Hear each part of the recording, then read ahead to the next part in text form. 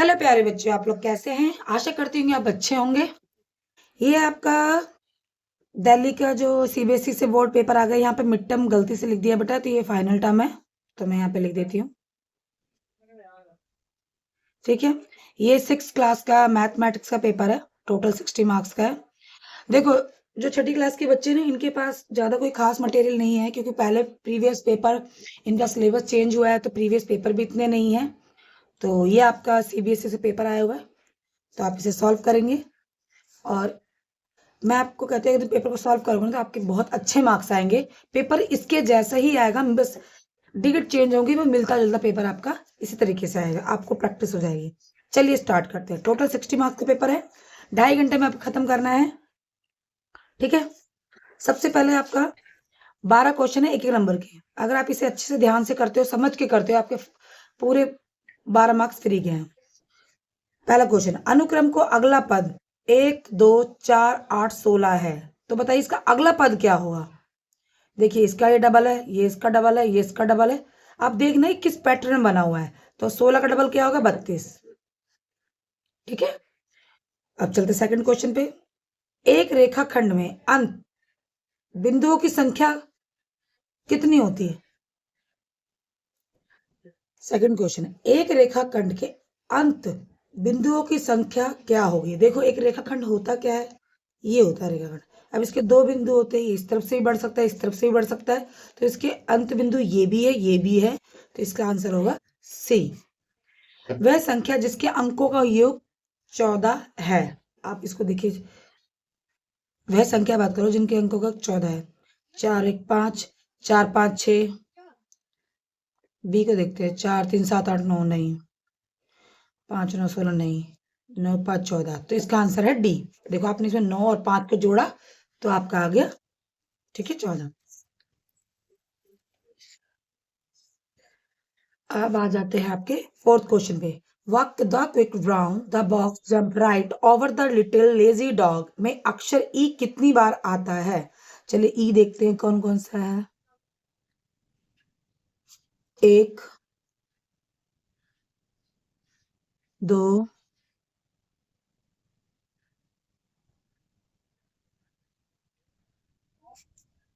The quick brown jump right over the little lazy dog में अक्षर ई कितनी बार आता है? 2 ही बार आ रहा है, आपका आंसर हुआ ए। ठीक है, और आप इसको देख सकते हैं, मतलब क्वेश्चन ऐसे ही मिलके बनकर आएंगे। ठीक है, वह अभाज्य संख्या जो 5 से विभाज्य है। ठीक है, 5 से विभाज्य है। 35 25 तो नहीं, सी। ठीक, 47 और 9 को मिश्रित भिन्न में बनाइए। मिश्रित भिन्न बनाना है, तो आप इसको क्या करेंगे? 47 को भाग करेंगे 9 से, तो 9 पंजे 45, 5 2, तो आपका आंसर आ जाएगा 2 से, सॉरी, 5 सही 2/9। तो देखिए इसमें कहां पर है, ये रहा बी। ठीक है, मैं आपको करके भी दिखा रही हूँ कि कैसे निकला आंसर।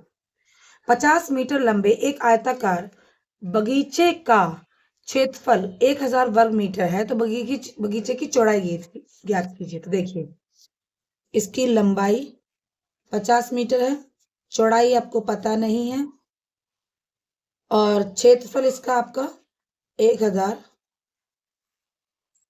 मीटर है। ठीक है, तो क्षेत्रफल निकालने का फॉर्मूला क्या होता है? लंबाई गुणा चौड़ाई। मैं आपको करके भी दिखा रही हूँ, ताकि आपको संग संग में पता चलता रहे कि सवाल सॉल्व कैसे करने हैं। एल हमारे पास 50 है, बी हमारा एक्स, ये एक्स यहीं रह जाएगा बच्चों।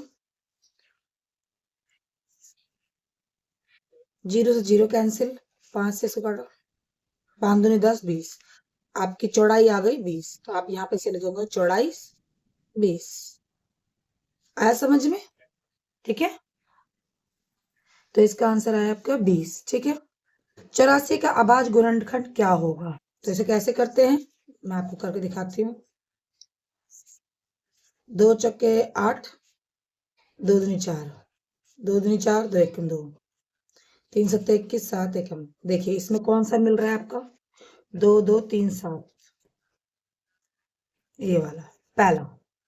ठीक है, 1/5 का समतुल्य भिन्न बताइए। देखो समतुल्य भिन्न क्या होता है, जैसे आपने 1/5 ले लिया यहाँ पे, अब इसको 2 से गुणा कर दो, इसको भी 2 से गुणा कर दो, तो आ जाएगा 2 एकम 2, 5 दूनी 10। देखो 2/10, अच्छा इसमें तो 2/10 है। अब इसको समतुल्य भिन्न देखना है। पहले देखते, नहीं ये नहीं होगा। 20 एकम 20, 20 पंजे 60, हाँ ये हो सकता है। 20 एकम, अगर हम 1/5 को 20 से करें गुणा, 20 एकम 20 और 20 पंजे 60, नहीं 20 पंजे 100 होता है, सॉरी ये नहीं हुआ, कैंसिल। 12 एकम 12, हाँ 12 एकम 12, 12 पंजे 60, ठीक है। चलो ठीक है, 20 पंजे 60 बोल रहे थे, सॉरी। ठीक है, ऐसे आपको ध्यान से, ये इसलिए मैं करके सवाल सॉल्व करके बता रही हूँ कि अगर आपके पास सवाल डिजिट चेंज भी हो जाती है, आई मीन संख्या चेंज हो जाती है, तो करते कैसे, निकालते कैसे, ठीक है। वृत्त के केंद्र और वृत्त पर किसी वृत्त, ये होता है आपका वृत्त, सर्कल वृत्त, केंद्र और वृत्त पर किसी बिंदु के बीच की दूरी को क्या कहते हैं। वृत्त का केंद्र क्या होता है, ये होता है, ठीक है। देखो इसको तो हम व्यास कहते हैं, मगर इसको वृत्त के केंद्र से इसकी दूरी, इसको हम कहते हैं त्रिज्या, तो इसका आंसर होगा त्रिज्या, ठीक है। आशा करती है आपको समझ में आ रहा होगा। अगर आपको मेरी वीडियो अच्छी लग रही होगी तो प्लीज लाइक करना, सब्सक्राइब करना, और कोई डाउट हो, कोई गलती हो तो मुझे प्लीज जरूर बताना, ठीक है। एक वर्ग की सममिति रेखाओं की संख्या क्या होगी। देखो वर्ग क्या होता है, जिसकी चारों साइड्स इक्वल होती है। अगर उसकी सममिति 1 2 3 4, तो हम इसका आंसर देंगे 4, ठीक है। अब 12वां क्वेश्चन, ठीक है। लक्ष्मी के बचत खाते में क्रम से 30 रुपए, 40 रुपए, 50 रुपए जमा क्रेडिट की परिस्थितियां हैं, मतलब पैसा जमा कर रही है, और 40 50 60 रुपए की निकासी है। तो बताइए कि लक्ष्मी के बैंक खाते में अब शेष राशि क्या बची होगी। चलो इसको जोड़ते हैं, 30 40 70 50, तो होगा 120, ठीक है। अब देखिए इसमें निकासी में क्या है, 40 50 60, 110 और 50, आपका आ गया 150, उसमें से 120 घटाओ 30, तो भाई पर वो उसके पास जमा तो 120 रुपए है, और उसने निकाल कितने लिए हैं, 150 रुपए, तो उसको माइनस में होगा, तो आंसर आएगा -30 निकासी, ठीक है। अब आ जाते हैं खंड खा पे, ठीक है। ये 2 नंबर के क्वेश्चन है, और बहुत अच्छे होते हैं, बहुत आसान भी है। तो कैसे करना, चलो मैं बताती हूँ, ठीक है। 196 का अभाज्य गुणनखंड ज्ञात कीजिए। तो आपको कुछ नहीं करना, 196 का आप ऐसे कीजिएगा, 2 निम्न 18, सॉरी इसके एक हाथ से इधर चला गया, 2 अट्ठे 16, 2 चौके 8, 2 निम्न 18, 7 7 49। तो आप इसको यहाँ पे ऐसे दिखाएंगे, 2 की 2 और गुणा 7 की 2, ठीक है।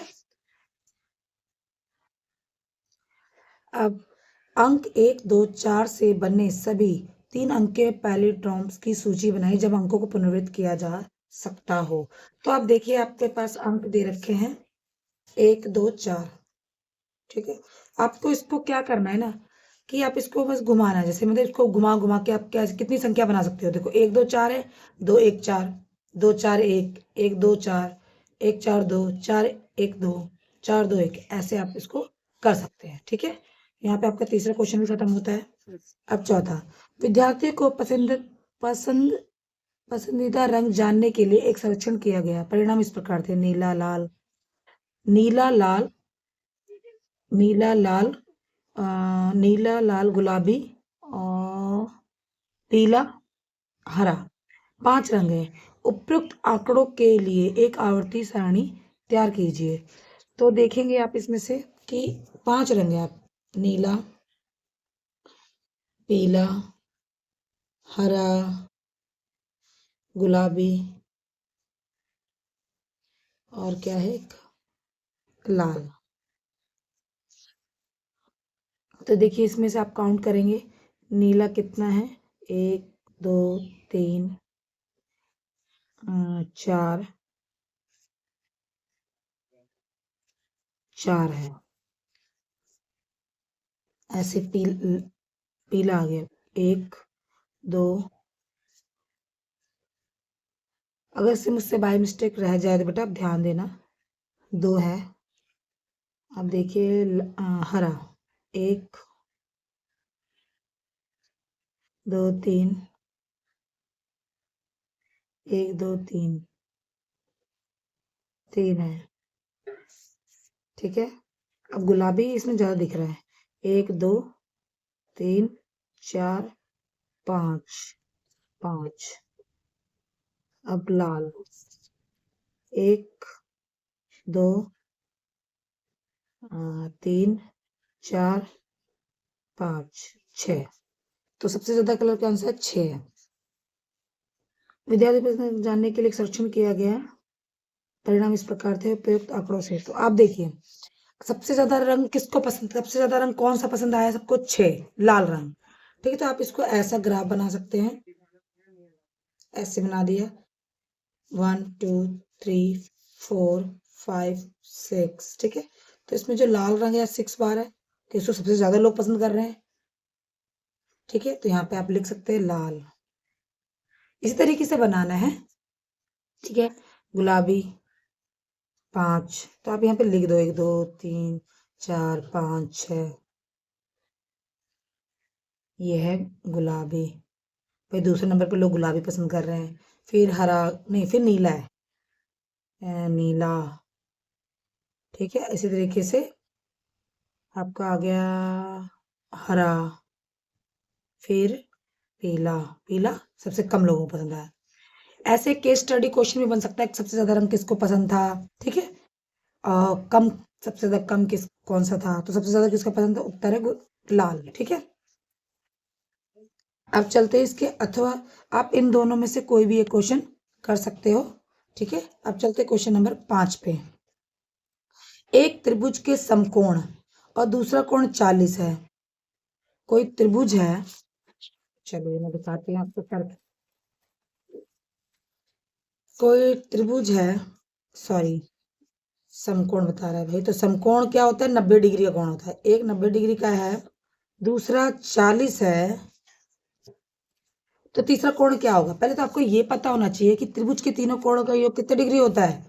आपसे ए मान लो, बी मान लो, सी मान लो, तो A plus B plus C is equal to 180। Angle लगा देंगे यहाँ पे। देखो आप प्रेजेंटेशन के साथ करोगे ना सवाल, तो आपको टीचर नंबर भी अच्छे से देगी, ठीक है। तो आपको त्रिभुज के तीनों कोणों का योग होता है 180। आपको ए पता है 90 है, नहीं सॉरी ए ही नहीं पता हमें, तो आप इसको ए लिख के छोड़ देंगे। बी आपका 90 है और सी आपका 40 है, 180। एंगल ए 180, 90 40 को जोड़ दिया तो -130, यहाँ से ये साइड चला जाए उल्टा, एंगल आपका आ जाएगा 50, ठीक है। तो आपका एंगल आ गया 50 डिग्री, ठीक है। इसी तरीके से आपको सॉल्व करना है, ठीक है। अब चलते पैटर्न पे ध्यान देते क्वेश्चन नंबर 6 पे, ठीक है। निम्नलिखित पैटर्न को देखकर रिक्त स्थान भरिए। 1 बराबर 1, 1 2 1, तो जोड़ा 4 आ गया, 1 2 3 2 1 9, 1 2 5, ठीक है। अब देखिए इसको हमें फिल करना है, इसमें क्या आएगा?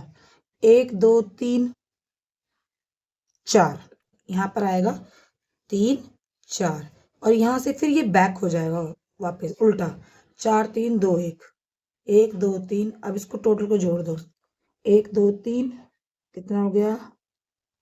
4 3 2 5 6 6 4 10, 10 13 13 15 16, ठीक है। आशा करते हैं आपको समझ में आ रहा होगा पेपर अच्छे से, ठीक है। अब आ जाते हैं क्वेश्चन नंबर 7 पे। 20 और 36 के उभयनिष्ठ गुणनखंड ज्ञात कीजिए। उभयनिष्ठ, उभयनिष्ठ होता है कॉमन फैक्टर, ठीक है। तो आप 20 को और 36 को ऐसे लिख लेंगे और इसको इसके फैक्टर देखेंगे। सबसे पहले तो हमें गुणज नहीं देखना, गुणनखंड देखना। तो किस किस पहाड़े में आता है ये, है ना। अब आपको यहाँ पर देखना है कि गुणनखंड किस किस पहाड़े में आता है। तो 1 में आता है, ये 2 में आता है, 4 में आता है, 5 में आता है, 10 में आता है और 20 में आता है, ठीक है। इसी तरह से 36 को देखेंगे, 1 में आता है, 2 में आता है, 3 एकम 3 दूनी 6, 3 में भी आता है, 4 नीम 36, 4 में भी आता है, 5 में नहीं आता, 6 में आता है, फिर सीधे 6 का दुगना हो जाएगा डबल 12 में आता है, फिर 18 में 18 से लड़ते 18 18 दूनी 36, 18 में आता है, फिर सीधे 36 में आता है। अब इसमें देखिए दोनों में, इसमें भी हो और इसमें भी हो जो मिल रहा हो, ठीक है, ये देखो बस 4, तो इसका सार गुणनखंड हो गया